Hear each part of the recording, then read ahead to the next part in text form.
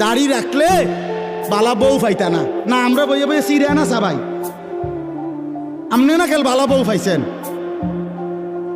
আমরা হুজুররা বসে বসে আপনি কি বনে না খাই উদা? কি বলেন আপনি এগুলো?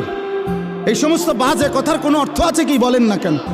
শয়তানের ধোঁকা ছাড়া আর কিচ্ছু না, নফসের ধোঁকা ছাড়া আর কিচ্ছু না।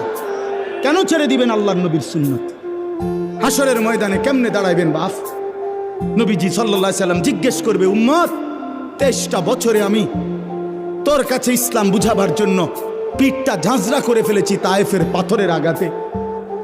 আমি পেটে 2টা পাথর বাঁধছি ক্ষুধার কষ্টে। আমি দান দান শহীদ করেছি উহুদের ময়দানে।